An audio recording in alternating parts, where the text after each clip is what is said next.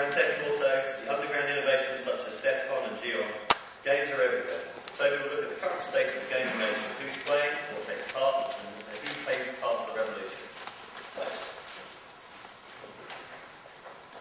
Smashing applause, please.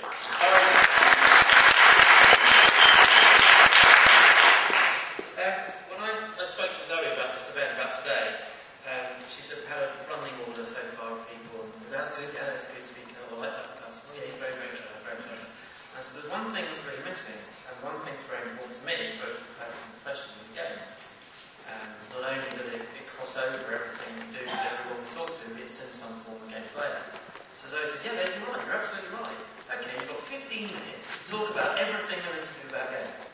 So this is my apology or my warning, is that I'm going to try. I had two approaches. I had to do the two-slide approach that gave you just two very salient points, really things to take away, or the everything and the luggage approach. And as everything I always do, I've come with the luggage. So I'm going to go through this quite fast, but I'm going to be around most of the day, so if you have any questions, just let me shout. Just a shameless piece of self-promotion. Pixel Lab is a very small focused consultancy. We spend 95% of our time working with the computer games industry, the other 5% in what we call digital media and convergence and stuff. We do a lot of work with public sector organisations and governments, helping them spend their money when they want to do something about games but they're not sure. We also do a lot with brands who want to get into games or want to understand more about games. We also spend a lot of time with the games industry themselves, so helping them develop their businesses and understand the wider industries. There's three things I wanted to talk about in 15 minutes. Technology, games, obviously, and people. It's one of the big revolutions within games in the last few years has been about people. Very much down to broadband, very much down to connectivity. A lot of what we're talking about social networking has also applied to games. So, before we get too far, or I get too far into the technology, everyone's been talking about next generation, and I don't know how many people here are game players themselves, but when people have been talking about next generation, that's actually now, we're talking about games today. So within the last year we've had the PlayStation 3 is launched, which is Sony's major consumer product, the Xbox 360, and also the Wii have launched. All of them huge capacity machines, all connected to the internet, all allowing us to do far more with things like Blu-ray and DVD, extra DVDs. But also in the games industry, finding out how to reach those people, not patronise them and find a product that they're happy with. A few people know me now I have real problems with this term serious games, because again, it doesn't mean anything, it's bollocks, it's putting two things together. But if you call it serious games, then people like regional development agencies and governments can really get behind them, because it's not play, it's not entertainment, it's something with some real value. But essentially what serious games are is using those technologies that have been developed for entertainment, but using them for commercial reasons other than entertainment. So this is an example of a car showroom in Volvo using these very successfully. But again, computer-based training for me has been around for 30 years. People like Hewlett Packard have been using it as soon as computers were able to come out. We talked a bit about this morning about video conferencing and things. These kind of areas that have been developed for some time, just because we call it serious games isn't necessarily a new thing. But with all these revolutions and all these massive technology leaps, the question has to be, are we ready for it? We've got real challenges at the moment with, we can do photorealism, if you like. We can catch somebody, this is a game called Assassin's Creed that's coming out, with full motion capture action where everything's been captured from real people, and the animations are just unbelievable, they're beautiful. The face recognition is very, very good. The way the artificial intelligence way crowds react to people is amazing, so they don't just bump into walls and things, they actually react as you expect them to. But still, there's a term called the uncanny valley. That means that these things are still a bit strange. They still don't respond how you want to. Nobody's done kissing very well in the game.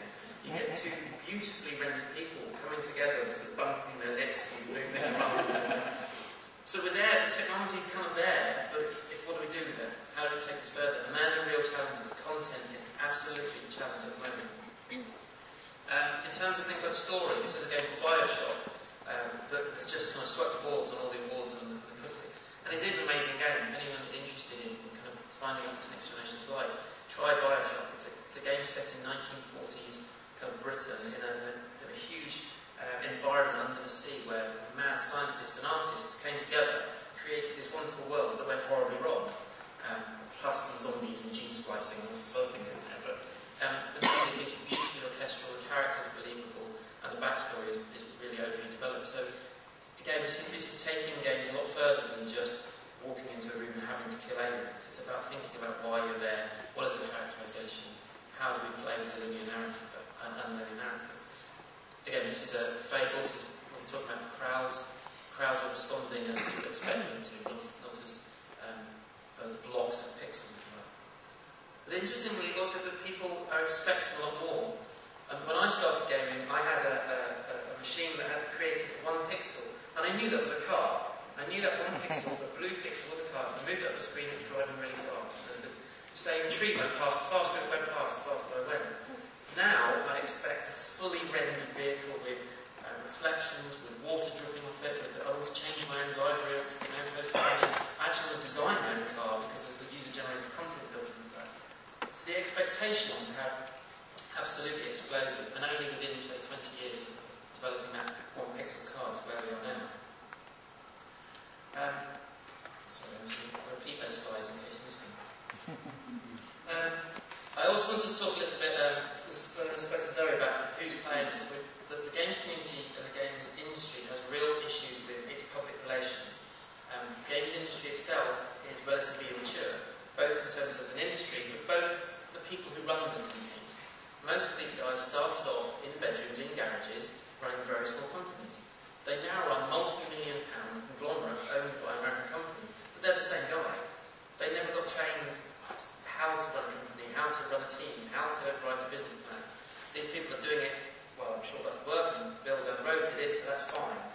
So there are real issues about how the industry is being represented.